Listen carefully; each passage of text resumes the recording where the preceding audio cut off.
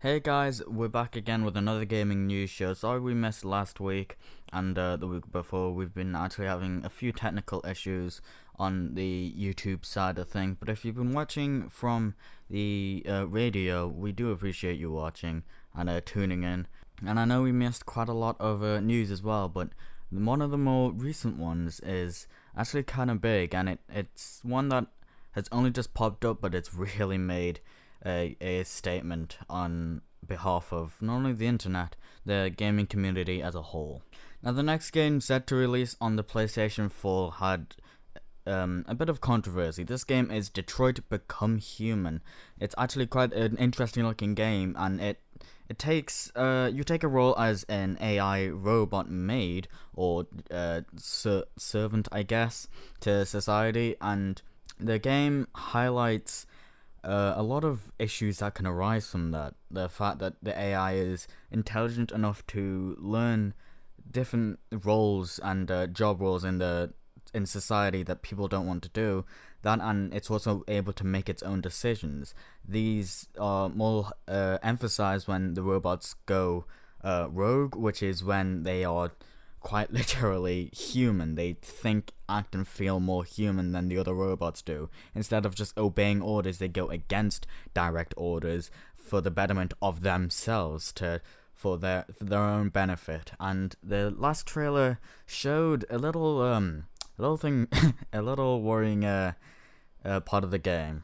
Now, what I'm about to discuss can be sensitive, and it talks about domestic abuse. So if you are sensitive to this kind of stuff, I do advise you to skip this part. Go to the time displayed on the screen right now if you're watching this on YouTube. If you're on radio and you don't want to hear, I'm sorry. Maybe just stick through it.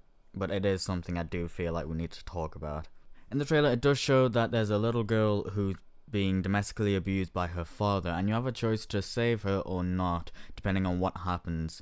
Either you can run out the house with the little girl, you could find a weapon to kill the abusive father, or you could maybe do nothing and let her die. Of course, you don't see her die, nor do you contribute to her death, but it's just something that goes on throughout the narrative.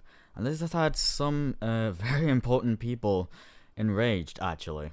The Childline founder, Dame Esther, called the game sick and repulsive, and that's simply the tip of the iceberg. Trust me, it gets deeper than that. Dame also told Daily Mail, who was the main reporter on this, who essentially made a hit piece for the game, she simply said, "Violence against children is not entertainment. It is not a game. It's a real nightmare thousands of children have to live through with these kind of scenarios. The makers of this game should be thoroughly ashamed, and I think it's perverse. Who thinks beating a child is entertainment?" And to that I can only say it's not entertainment, it's a story. Actually going out and harming a child is not funny, fun, or entertaining at all. But I'll get to not only what I think, but what other people also think a little later on, because we've kind of got a lot to cover here. Andy Burrows of the NSPCC said, "Any video game that trivializes or normalizes child abuse, neglect, or domestic violence for entertainment is unacceptable."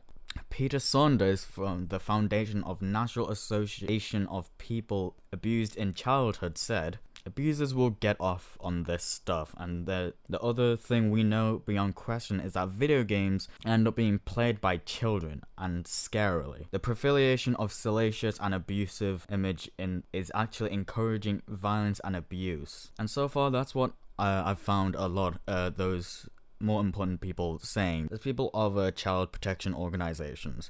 There has been word of MP within the parliament saying, talking on the matter, but I've not actually been able to find it. Either way, I'll link the Daily Mail article in the description below. And rightfully so, the internet was really, really angry because they completely dismissed what Detroit Become Human is. Like I said, it's heavily on story, it's heavy on narrative, and your choices heavily decide the outcome of the game. So, like I said, you either have the choice to find a weapon and protect the child, or you can just run out the house with the child. Ultimately, two ways you can save her.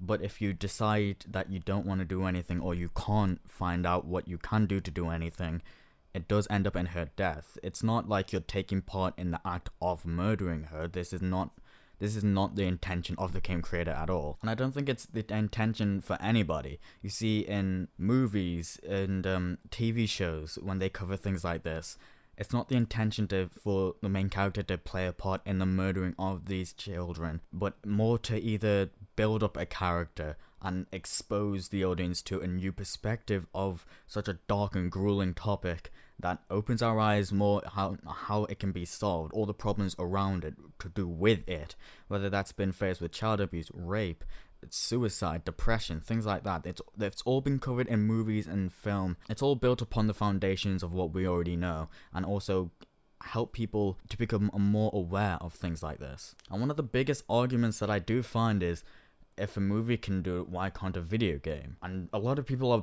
been asking these people, where do you draw the line in the sand? Is it okay for a movie to do it but not a video game, or is it okay for a game to do this but a movie can't? And my opinion is, you can't draw those lines. Both movies and video games can be art forms.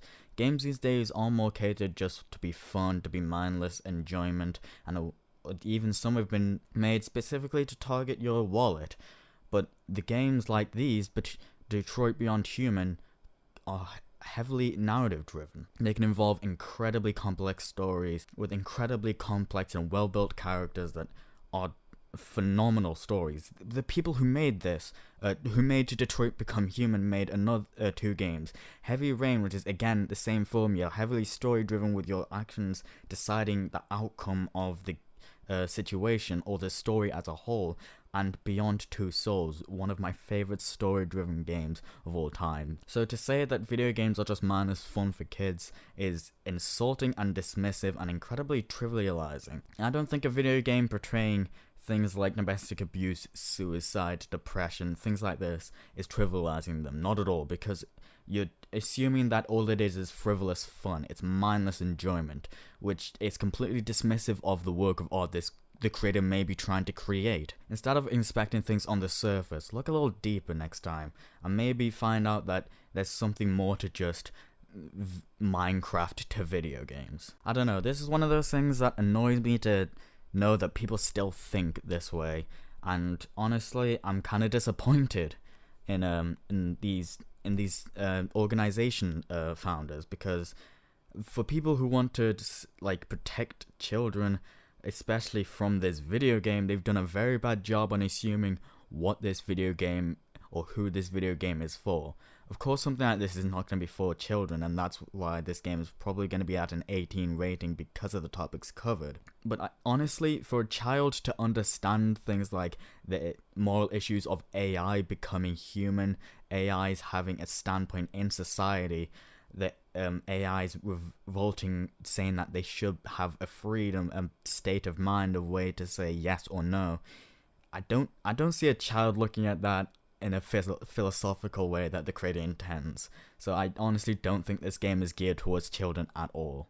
I don't know, let me hear what you guys think in the comments below the description.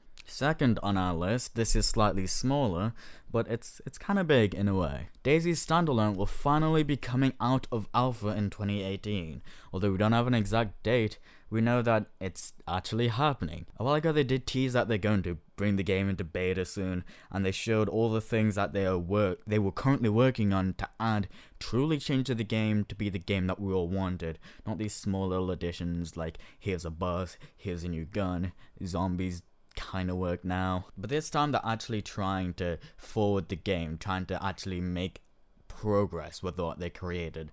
Also, this game has been alpha since its launch in 2013, and it's finally coming out of alpha in 2015. 5 years! And I'm not only happy that this is happening, I'm also excited because it's also coming to console too. Both Xbox One X and the PlayStation 4 Pro will be getting the game. Although the Xbox will be getting it earlier from what I've heard. I don't know if that's actually confirmed, so I'm probably going to dismiss it as a rumor. But if that is true, this is a little scummy, Microsoft. Can we not, please? Thank you. Either way, I hope the game runs great on console, and I hope it runs even better on PC, because optimization's not fun. All in all, I just think it's great that the game is finally going into beta with the game that we all wanted. And now for our third and final story, a US lawmaker wants to roll an anti-loot box law. Now, we all know what microtransactions are, and for those who don't know, microtransactions are just small payments you can make within a video game to get something extra, whether that's a certain skin to make your character look different, or that's a certain bonus or booster to give yourself more credits that you earn within the game. In the past, the biggest issue with microtransactions have been loot boxes. A lot of them are usually geared for pay to win, which means you pay to be better than everybody else, which is a horrible idea, and I don't know why people are still employing it within video games these days. But the biggest incident was Star Wars Battlefront 2. They said that they try not to make it too not free to play.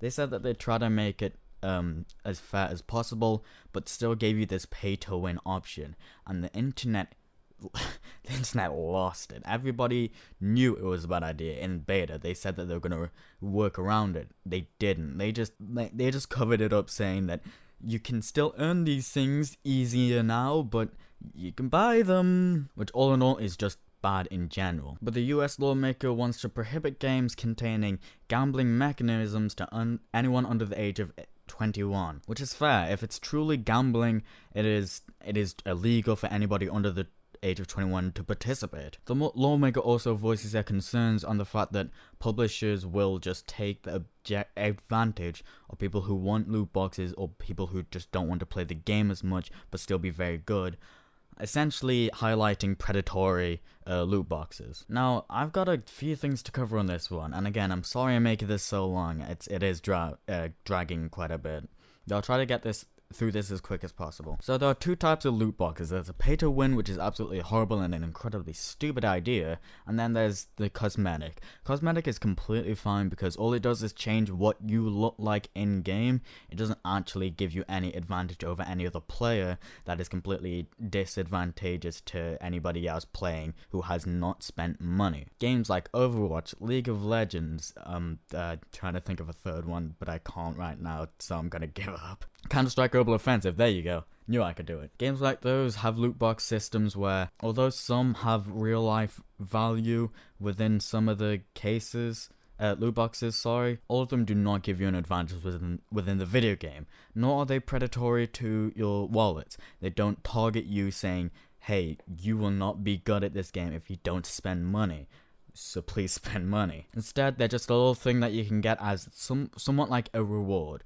Other games do it differently, where you can get better items to be better in the game, but then it bases the matchmaking around people of the same rank area, saying, kind of like Dirty Bomb. You have different cards in that give you better abilities and statistical differences that make you better in the video game, but it tries to match you up with people with those same cards or along the same lines. It doesn't exactly work in Dirty Bomb because, let's be honest, they don't actually care, but at least it's not pay to win in that game. Now, the predatory loot boxes are the ones that try to get at your wallet. Some games are even willing to go out of the way to put you in games with people who have bought those loot boxes, who have those advantages, as a way of trying to get you to spend money, as a way to say, listen, you're not having an easy time in this game, just spend money and it'll ease the pain. And I think that's what they're ultimately trying to get at, the negative side of loot boxes. But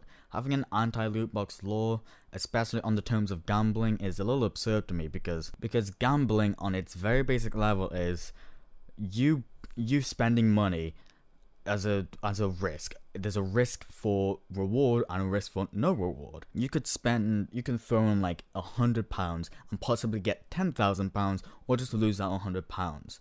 That is gambling. Loot boxes are nothing like gambling, not at all. You may not get what you want, it may not be that valuable in the case of CSGO, where the skins can either range from £100, £300, £500, or just absolutely no money whatsoever, which people have called gambling in the past, where people would actually gamble with those skins. But the loot boxes themselves, those cases are not gambling, because there's always a win state.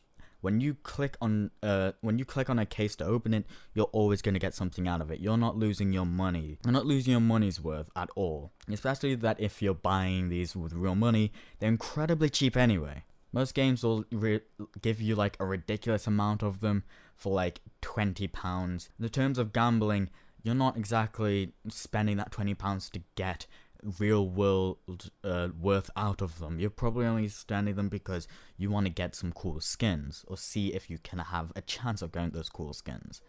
And that's where people draw the line with gambling. There's a chance of you getting something cool and there's a chance of you not. But ultimately, it's not gambling, in my eyes anyway. Not to say that's not negative. There are a lot of negative things with the predatory loot boxes, but I don't think there should be laws set out to get rid of them. I think we as gamers should know when to not buy into these, to tell the developer, hey, you're being stupid. Stop it, stupid. And ultimately, that's why I draw my line. It's not truly gambling, and I think this law won't really fix anything. It'll just create a little more of a problem with some games, especially with games like Overwatch. Like, imagine if this law had passed and Overwatch released after. You'd have to be 21 to purchase that game and maybe even play it, simply because of the idea of loot boxes within the game. Either way, that's absurd to me, and I just can't get my head of why this is a thing that needs to happen. Either way, I'm at least glad to see that people want a better gaming system outside of the gaming community. Just try not to blanket statement everything, okay? Thanks. That's been it for all the news. Sorry this one took so long. The first one took the majority of my effort in researching and getting everything for, especially on a topic so serious. And the third one also was kind of serious. I don't think it's gonna pass, but hey, who knows? Who knows?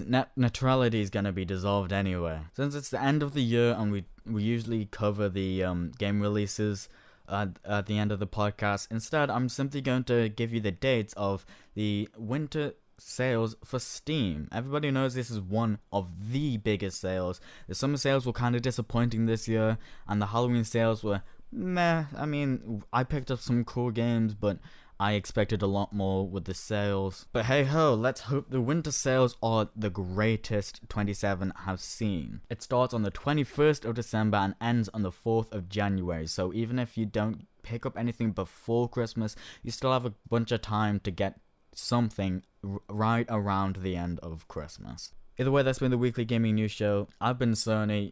You can leave all your comments down in the comment section below. All the links to what we've covered are in the description below, and I'll catch you guys in the next one.